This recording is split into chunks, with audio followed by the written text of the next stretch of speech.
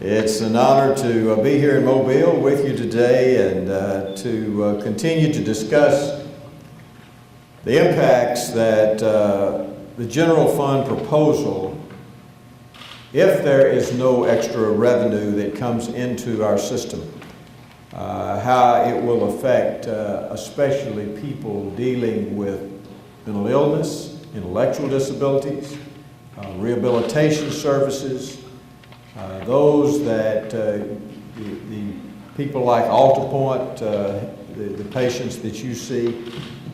I know y'all call them consumers. As a doctor, since I practiced 35 years, I still call everybody patients. But what y'all do every day. Now we in Alabama, at the present time, we are facing a tremendous crisis in our general fund budget. This crisis will affect every individual in the state of Alabama, and it must be addressed. As we discuss these challenges to the general fund, we're faced with two options. Cutting funding for our agencies will be the first option. And that will leave them really unable to provide the services or raise the revenue that is necessary to continue to operate. The other is the option that I have placed on the table before the House of Representatives, where revenue raising must take place. And that's some fair taxes that we have put on the table. And last week, for the first time, I am very pleased to say that the House of Representatives did take up some of those proposals that I have placed before them in the budget that I presented to them. I appreciate their attention to this and the fact that they realize for the first time, recognize that we need more revenue in the state of Alabama. We've done everything that we possibly can do, and we have cut, we've consolidated, we have made government more efficient. We've saved the state of Alabama, the people in the state, $1.2 billion annually over the last 4 years. We've actually cut the size of government by 12.5%, so we've been doing the things that people ask us to do without raising taxes. But we have come to a time that we knew was going to come where we must have more revenue. Now, one of the agencies that we must fund is the Department of Mental Health.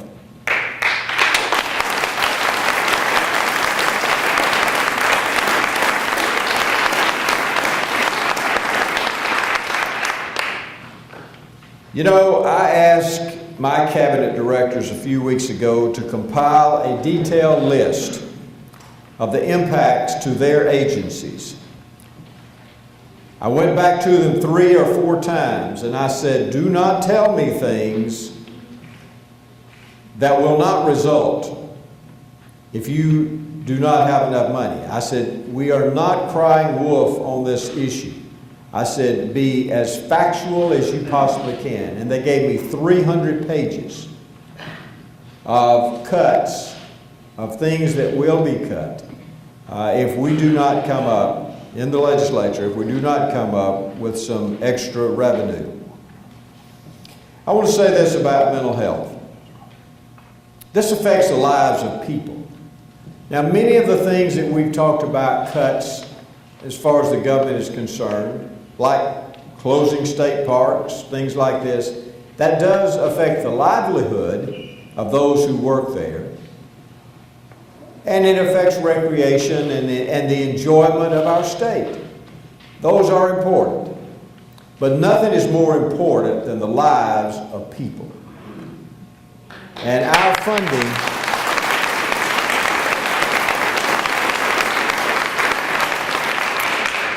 funding to take care of the lives of the people of this state is what is most important.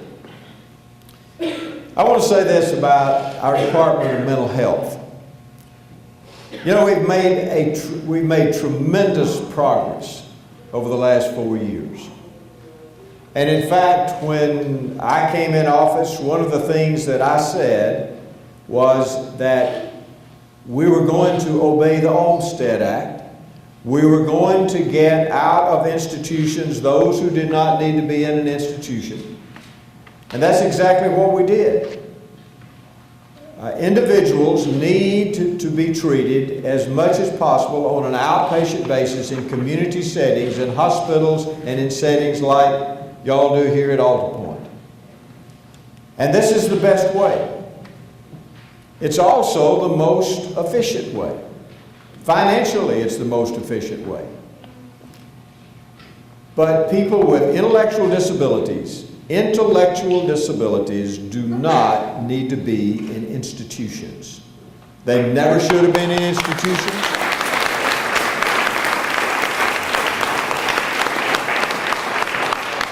And so we have closed down those institutions. But as we close those down, what we have to do is to make sure that we have enough money to have very good community setting treatment centers. That's our problem. But I would say this, I am so proud of what we have done in this state. Actually, Alabama is a model for the rest of the country because we have made so much progress over the last 4 years in how we're handling this situation. But we must have adequate funding to do it correctly. And that's what we're trying to make sure that we have. You know, in our community, people can thrive and they can live normal lives with the help and the support of providers like Alta Point. And if the legislature moves forward with a budget proposal that cuts funding for the agencies, the Department of Mental Health particularly, it will be unable to help those in our communities. The cuts to the Department of Mental Health are significant. Community mental health illnesses impact over 24,000 people with mental illness, and they will lose or experience reductions in services. 589 consumers will lose residential services. 4,840 consumers will lose intensive outpatient services. 16,274 consumers will lose routine outpatient services. 2,598 consumers will be unable to access psychiatric stabilization services. 1,080 community mental health center employees in various counties will lose their jobs. Closure of county satellite treatment programs will result in no community mental health services for those counties. $6 million in federal funding tied to a mental health block grant will be lost. Approximately 1,127 people in the current waiver programs will lose their life-sustaining services. Approximately 2,000 people will lose supported employment and day program supports. And as a result, many of the family members, approximately 2,000 of these individuals, could lose their jobs because they will have to stay home to care for these individuals, further adversely affecting our economy in loss of revenue and productivity. All 5,829 individuals who are currently receiving waiver services could lose approximately 21% of the services they currently receive. A majority of small providers who provide residential and day rehabilitation around the state will go out of business.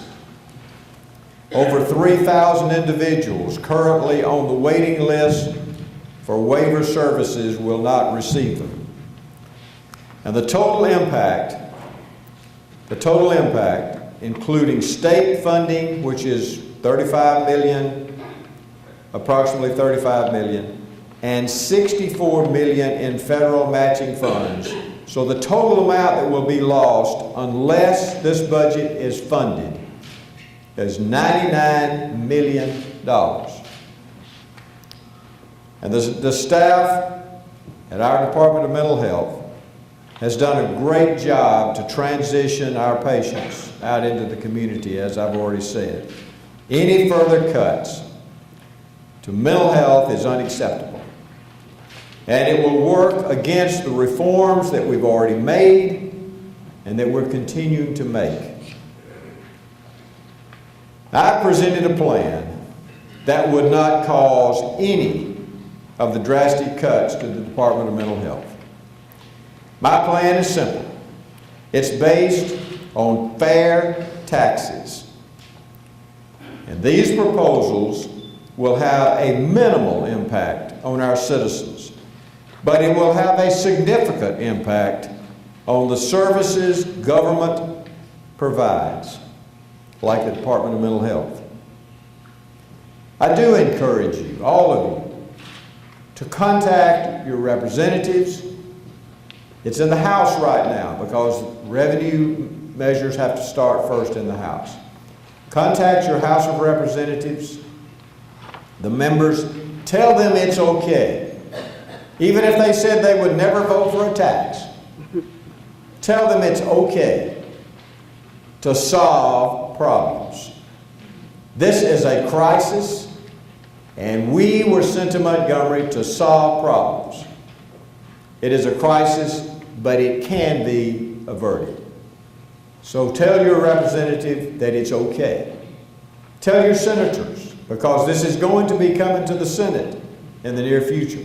And I want to point out particularly two here who are with us today. Senator Vivian Figures, thank you for being here with us today.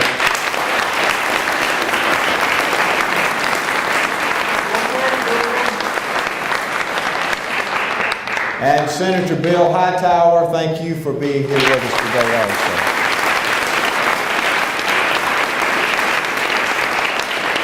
These are two fine senators that do a great job for this part of the state. And I know that in their heart, they, like me, care about people. And I know what they're going to do. Aren't you?